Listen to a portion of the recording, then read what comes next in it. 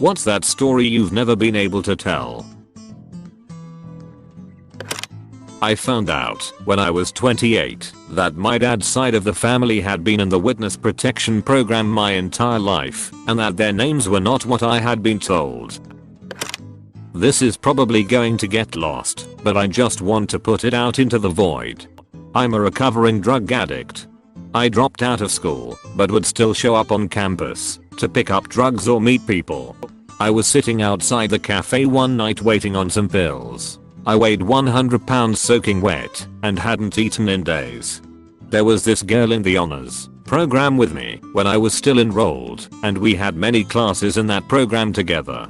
She was a unique young lady. My friend and I bullied her in the past and didn't try to hide it. She walked by and asked me how I was, and I was so clearly sick. There was an awkward silence and she asked me if she could buy me some food. She took me into the cafe and bought me a cookie. I said thank you and we parted ways. I cried so hard that night. I was overwhelmed with guilt and gratitude and shame. I never saw her again.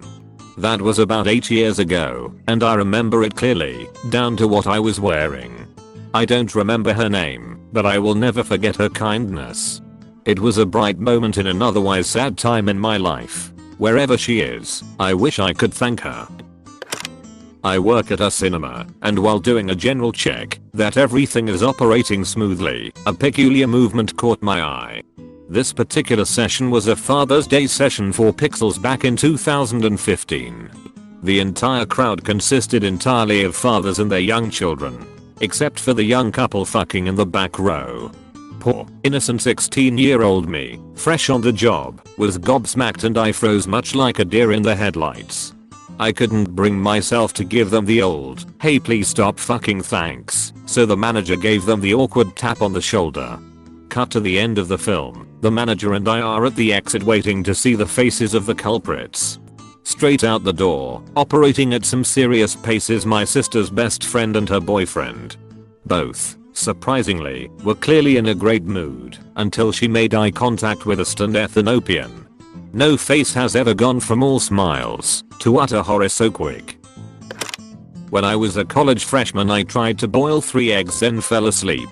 I woke up to a smell. I went to the stove and the water was completely gone from the pot. So like an idiot I got some water in a big bowl and poured it into the pot. You probably know where this is going. The eggs exploded like dynamite. Scalding hot egg hit my face. It blew me back and knocked me to the floor. Here's the scary part. I felt my face and looked at the egg on my finger, but thought it was burnt skin coming off my face. I almost started crying. How badly burned was I that my facial skin came off to the touch? I walked to the bathroom, shaking, and looked in the mirror. I expected to see a horribly disfigured face, but I saw egg and eggshells. I wiped it with my hand and felt incredible relief. I also felt incredibly stupid, but so what, right? I spent the next hour cleaning egg off the ceiling, the walls, the floor, etc. My face was red for a couple days. Remember when the world was supposed to end in December 21st, 2012? That night a bunch of my friends and I were hanging out in my apartment, smoking a lot of weed and playing games. We made a bunch of jokes about the world not having ended. I was pretty young and dumb, so I actually had some anxiety about that. It felt good to laugh it off. We go on my balcony to have a cigarette and watch the sunset. Out of nowhere there's an enormous explosion and the sky flashes lime green.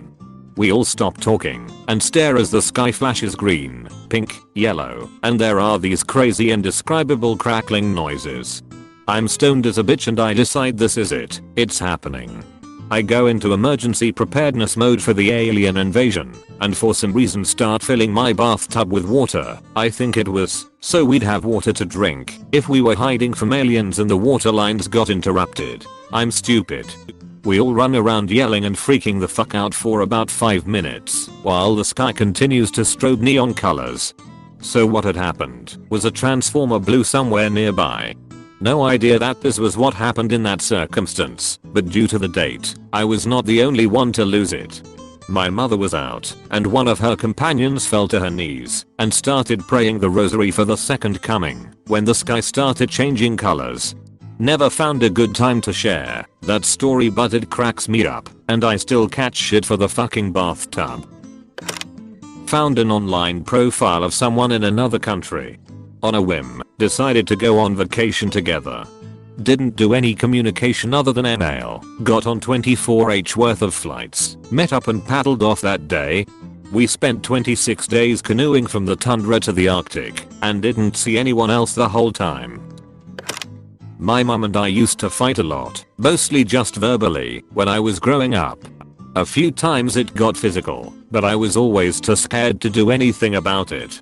One time I finally stood up for myself when I was about 18. She started hitting me, and being 9 inches taller and a good 60-pound heavier, I was able to get her on the floor and stop her from hitting me. Not saying I didn't get heated either, but I was just trying to get her to stop. I had no fighting experience or anything.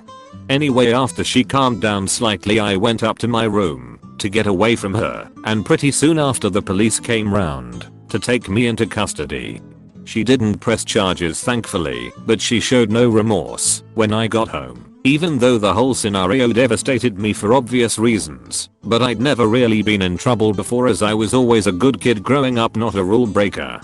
I was so ashamed I've not told anyone about it in the decade since it happened, and it was definitely a catalyst for me to cut off all contact with my mother. Back when I was in high school, I wanted to approach this girl on a bus on my way to school. She was really hot, and I knew I'd regret it if I didn't approach her. There was one big problem. There was a middle-aged lady seated next to her, and I couldn't talk to this girl with the lady right next to her. I had to think of a quick way to get rid of the lady. I then woke up from my seat, slowly walked to the row they were seated, and calmly asked the lady, "Excuse me ma'am, could you please let me sit next to my sister?" Turns out the lady was the girl's mom. When I was in kindergarten, I fell asleep on the bus to school. No one woke me up. I wake up eventually, and the bus is empty. I panic, as any 5-year-old does, and run to the front of the bus and try the door. It's locked. It was parked in a KFC parking lot, so people were coming in and out of the building. I started wailing with terror, banging on the glass doors, snot pouring down my face and into my mouth as people walk by and point at me. They mumbled and got into their car and left. By the time the bus driver finally came back out with her chicken meal, the entire door was covered in my slobber and tears. She instructed me how to open the closed door, so she didn't have to put her meal down. I was still freaking out obviously and didn't understand. So she sighed, put her food down and finally opened the door and asked me what was I doing there. She called the school and drove me there, still covered in snot. I remember walking into my class with everyone standing in a line and hugging me one at a time. After that day, they made a rule for all bus drivers to get up and walk the bus front to back to make sure no kids get left sleeping. My father seldom spoke of his wartime experiences. I've only heard 2 direct stories from his mouth. He once recounted how his brother, they fought together, was shot and later died from infection. The other memory was of his desertion. During a battle, he hurt his wrist from falling and sat there in the mud, wincing in pain and catching his breath. As he peered out, seeing all the death and destruction, he was suddenly hit with an intense feeling of futility. And not just mere futility, but he realized also the absurdity of it all. "I got up and just walked away," he said, leaving my weapon right there on the ground. He disappeared into the surrounding woods, somehow managing to get back home, which was nearly 300 miles away. "Weren't you worried about getting in trouble?" I asked in all my childlike innocence. He explained that things were desperate by the time he entered the war. He was underage, so he lied about his name and age in order to enlist. He received little to no training and was immediately thrust into action. "They had nothing on me," he said. "I enlisted with little more than a handshake." Although he was ineligible to receive a pension because of his false and all lacking records, I'm under the impression he never would have accepted such. He was ashamed of that part of history and developed a profound distaste for government. This story was kept pretty hushed in our family as we didn't want the surrounding community to know of his desertion and label him a coward. I, however, always admired him for doing what he did. In 6th grade one night I was like, I really don't feel like going to school tomorrow, so I looked up how to get a fever. I found a tutorial that said to take a bath at the hottest temperature your bathtub will go, and then stay up all night. I decided to try it, and I started the water for a steaming hot bath. It stung to get in it, and I somehow survived it for 30 minutes. When I was getting out I felt dizzy and then I fell on the floor and had a seizure. I woke up and saw the blinding ceiling lights of the bathroom and the first thing I thought was, am I dead? And then I threw up in the toilet next to me and had a migraine for the night. And later found out I got 1st degree burns. So long story short, don't do that. When I was 17, I worked at a grocery store with a guy named Brian. Normal guy, mid-20s, lil chub. Didn't really think much of him. One day he tells me about how he lives in an apartment by himself and that his neighbors are absolutely crazy. Like they would yell at him to be quiet, pound against the wall to get him to shut up, even though he wouldn't be doing anything. He would sneeze, and his neighbors would scream at the top of their lungs from next door. It was that bad. TBH, I didn't really care much when he was telling me this. I just wanted to go home and not work anymore. Couple days go by, and I noticed that Brian wasn't showing up anymore.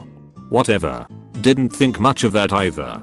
A month or two goes by, and he finally shows back up to work. So, being the nice friend I am, I asked him where he's been. He tells me he was actually fired because he was in the hospital. I didn't think that was a valid reason to fire someone, but what do I know? I didn't comment on that. I asked him why he was in the hospital, and he told me it was for personal reasons. I tell him it was good having him back, and carried on with my day. Fast forward a couple days to me talking to another coworker who was good friends with Brian. He says, did you hear what happened to Brian? Yeah, he was in the hospital and was fired or something. Do you know why though? No, he said it was personal. So this is what happened a couple months ago before Brian disappeared. He was at home by himself when his neighbors, surprise, start yelling at him through the walls for being too loud. Brian, telling himself, I've had enough, decides to call the police and have them deal with it. The police arrived and started talking to the neighbors for quite some time. Hours go by with the police and neighbors, so he calls the police again to ask what's taking so long. The police respond with, we left like an hour and a half ago. Turns out that the neighbors were never yelling at him. In fact, they were never there. Brian was schizophrenic and was hearing voices in his head. He had to go to a mental hospital for a month. I nearly died at work. I was removing the main supply 200V 3P wire on the machine we just successfully overhauled. The problem is, I wasn't aware that the main circuit breaker was still turned on. I already had the gut feeling to check the breaker, but I was stubborn and proceed to remove the wires. As I removed the second wire, I accidentally short-circuited it, creating a huge spark right in front of my eyes. First thing I did was to check my hand, which was thankfully unharmed, but had visible dark spots due to the strong electric current on the short-circuiting of the wires.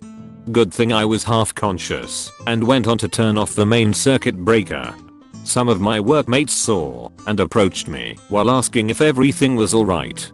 After removing the wire, I took a walk and had a deep thought what might happen to me if those wires touched me. I might have suffered a severe 3rd degree burn, or lose a limb, or died from electrocution. Folks, always be careful and always trust your gut feeling. I've been itching to share this, but couldn't really find a place to share. I call it the inconvenient man, so here I go. I own a grocery/convenience store in a small town. So there's this man, an immigrant, either Thai or Indonesian, not really sure, but he come to my store about once a week to buy stuff. He always wear the same setup, a farmer's hat, a jacket, unzipped, shorts and flip-flops. Underneath his jacket he wear a small sling bag and t-shirt. Inside his sling bag, he has a phone and a wallet that is almost the same size as his sling bag. So every time he wanted to pay something, he has to get his wallet out from his sling bag. But because his wallet is so big, it's very difficult to take it out, so he has to undo his sling bag to make it easier. Then, because he wears his sling bag underneath his jacket, he has to take off his jacket and hat in order to take off his sling bag. After finish paying, he has to wear everything in order again. Also, he seems to put his money in random compartment in his wallet. It's not even organized. A few $1, $2, $5, $10 in this compartment, then a few $2, $5 in that and so on. It's so fucking frustrating to watch him do this every time. And for some fucking reason, he likes to buy stuff one at a time. Like once he finish buying one stuff, he'll walk out the store and return a few seconds later. Then he has to repeat the same process again. I swear to God, he took almost an hour to pay for 3 items. Teacher in training here. All the children I work with have classes that separated from the main school because they have slightly different educational needs. I was talking to a main teacher on the first day with my class about the students and how I should act around them in order to keep everyone calm and happy, and we ended up bringing the conversation to a student. Let's call him Bruce. Now Bruce is the sweetest little boy. He is so cuddly and gets attached to people easily, but he struggles with friendships within the class. As a result of this, I naturally felt quite sorry for him, and so I had been spending quite a bit of time with him. Because Bruce gets attached to people easily, he stands with his body pressed to you as you talk, and he looks straight into your eyes. I felt a little uneasy when this first happened, but I tried not to show it, because I was glad that he trusted me, so I'll let it continue without making him feel weird or unwanted. Now, as me and this other teacher were talking about Bruce, she mentions that he is the only student that scares her a little bit, and I asked her why. She told me that Bruce was no longer allowed pets, and once again, I asked why. Turns out, Bruce squished his poor hamster in his tiny little hands when he was a little younger and loved every second of it. I'm not being rude, but I wouldn't be shocked if he does that to a person in future. All the attachment issues and total indifference to ending a life can't be a good mix. I haven't been able to really tell this story since it's so strange. When I was a night shift CNA at a assisted living, I had a resident have a wild week. When I was doing my rounds at midnight, she came barreling out of her room with her cross and white as a ghost. I asked if she had a nightmare and she responded, "There is a man in my room telling me to get out of his room." I peeked inside her room and saw it was empty. I was still internally set on her dreaming. She walked around with me most of that night. The next night was even more bizarre. I have a pager that lets me know if any residents need help or if any doors are opened. Well, it's 2 AM and the front door alarm goes off. That freaked me out since all the doors were locked. As I head up to the front to investigate, I see that resident with the door wide open and looking up at the sky. I asked her what she was doing and she replied, "Death is coming for X, I have to let him in." For days she kept talking about the angry man in her room. How he kept her up, he yelled at her and threw things on the floor. My curiosity got the best of me. X, what does the man look like? As she described him, my heart sank. She was perfectly describing a resident who lived in the room previously who passed away. He didn't like anyone in his room. Did he ever tell you his name? I asked. She looked at me. It's X's name. I asked the other workers if anyone mentioned anything about that resident. All have denied. She was moved to another room 2 days later after her family was very concerned for her well-being. Her nightmares have since stopped. Another resident has moved into the room and hasn't had any problems. I've had bizarre things happen to me working at that facility, but nothing has topped that one. I was a Peace Corps volunteer in Western Samoa. One weekend, several of my fellow volunteers and I went camping on this tiny private island. On the first or second night, we made a bonfire and all got super drunk, then went skinny dipping. The water was only about chest deep, warm and still. There was no light pollution, so the stars were blazingly bright. We also inadvertently kicked up some bioluminescence, filling the water with stars. tipsily floating naked in the warm sea, completely surrounded on all sides by stars and close friends is one of my most beautiful and euphoric memories. It is not mind-blowing or anything of the sort, which is why I never told it, but when I first started getting sick and couldn't move around the house like usual, my cat would yell at me for 2 minutes until I sat down. He would proceed to purr furiously over my stomach, which was hurting, for about 10 minutes at a time. He would chirp at me if I tried to get up beforehand and keep bumping my leg as I walked past if I never sat down. Little did I know that he was trying to heal my cancer that was growing into the muscle by that point. He's a little Siamese mix, and he is very vocal, and I appreciate his little squeaks of support. My brother and I were walking to school, and he said he didn't want to go and wanted to fake being sick, so he told me to punch him in the back of his head and put some dirt on it so that he can say he had a headache and passed out. He did pass out before. In church. So I did it, and he walked back home. I'm back home now, and my mum is taking care of him in bed, and I just look at him and start laughing. Man, the stupid shit we did when we were younger